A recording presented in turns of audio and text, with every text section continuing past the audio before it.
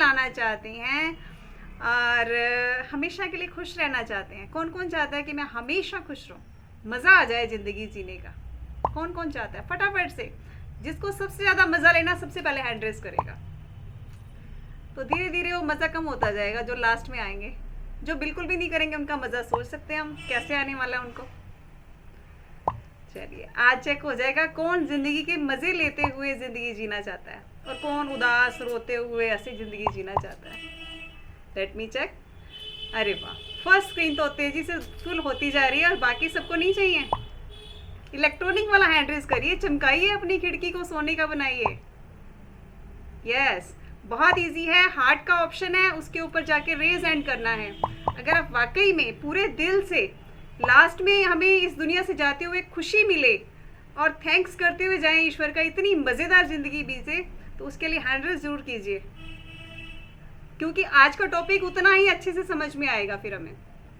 Wow, great. तो लगभग first screen full होने को है, जो वाकई में पूरे दिल से ज़िंदगी जीना चाहते हैं।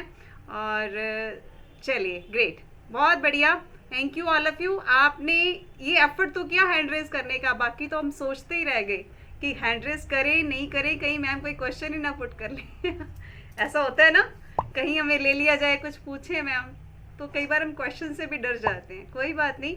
तो आज का टॉपिक इतना ज़बरदस्त है कि उसके लिए आपको डायरी चाहिए साथ में, क्योंकि इतना अनमोल टॉपिक है, हमेशा के लिए खुश रहना है ना।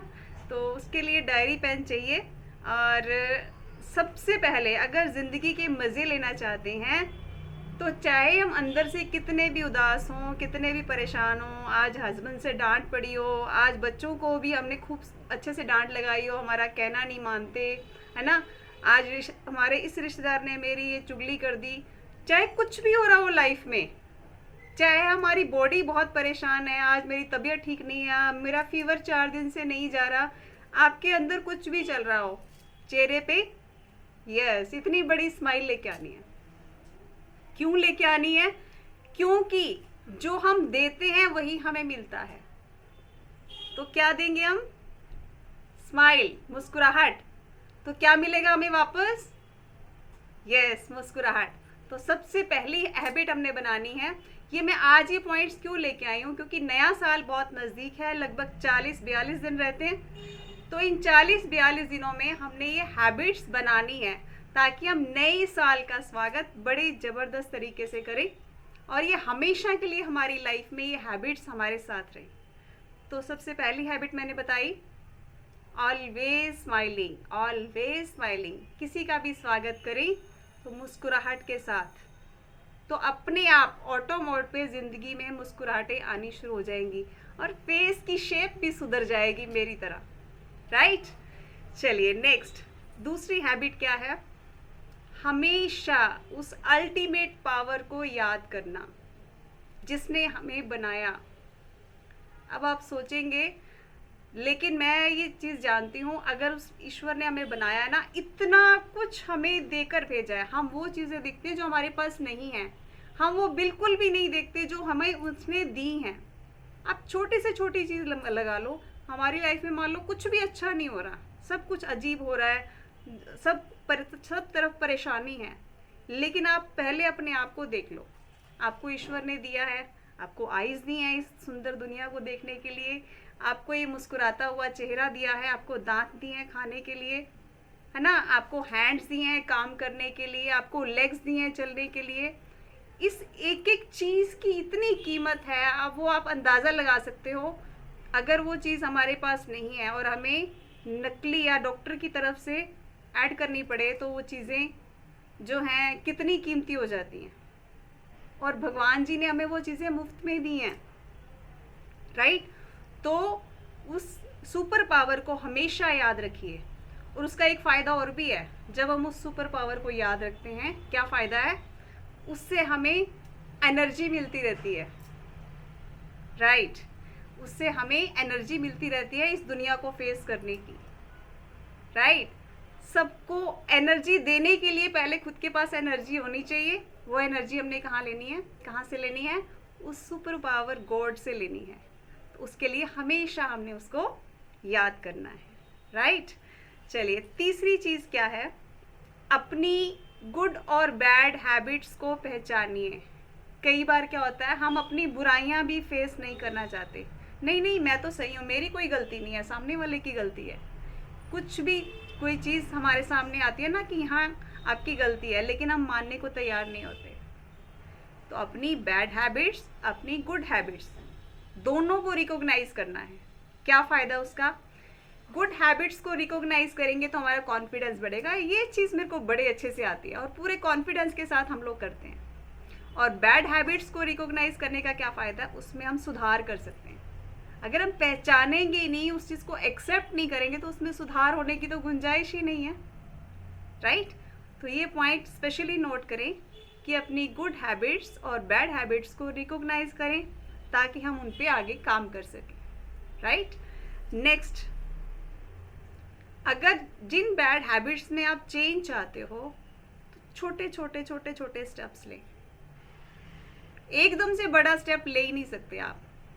अगर लेंगे तो उसको कंटिन्यू नहीं कर पाएंगे।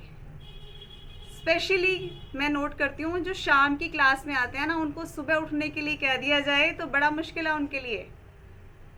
चलिए एक बार मैं हैंड डाउन करती हूँ, फिर आप लोगों से पूछती हूँ कि इनमें से कितने लोग हैं जो सुबह की क्लास में आने का सोचते हैं, एफर्ट करते हैं, लेकिन नहीं आ पाते?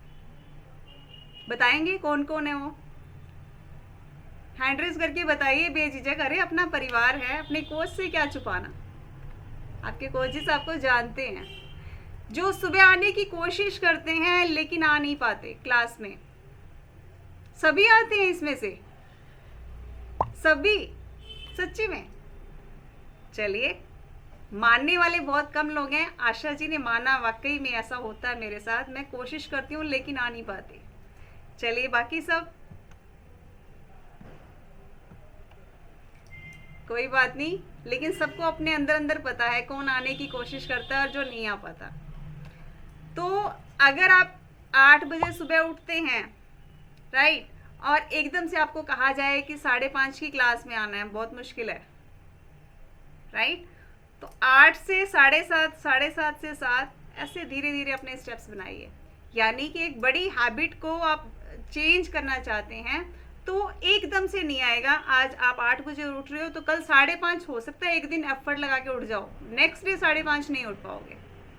तो छोटे छोटे स्टेप्स लेके आप अपनी उस हैबिट को चेंज कर सकते हैं। ओके, वो अंदर से मानना आसान हो जाएगा, नहीं तो पहाड़ जैसा लगेगा बड़ा स्टेप एक साथ लेना। ओके, नेक्स्ट है कि जो है हमेशा कंसिस्टेंट बने रहें।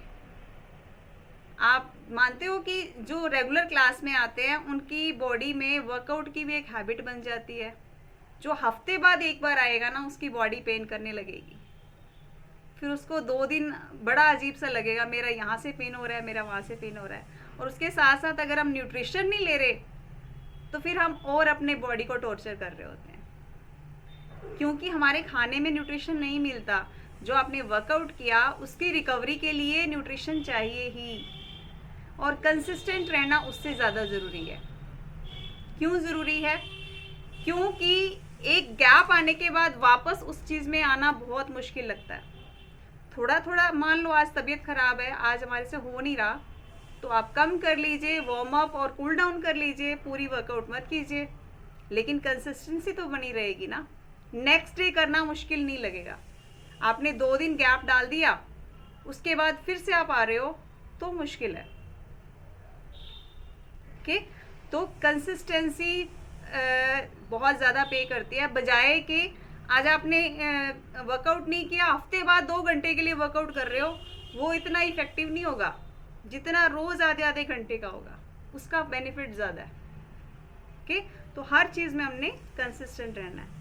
नेक्स्ट, आप जो भी प्रोग्रेस कर रहे हो, फॉर एग्जांपल आप अपना फैट लॉस कर रहे हो, अपना वेट कम कर रहे हो अपने कोच की गाइडेंस में, तो उसको ट्रैक करना ज़रूरी है। मैंने कितना उसमें अपनी बॉडी में चेंज कर लिया, कितना मेजरमेंट में चेंज आया। क्यों ज़रूरी है? जो आप चेंज करते हो उसके बाद आप खुद को जो है मोटिवेट कर पाते हो। मेरा 1 किलो वज़न कम हो गया तो थोड़ा मोटिवेशन बना रहता है, अभी इतना हुआ है तो और भी होगा। हमने ट्रैक ही नहीं किया तो फिर हमारा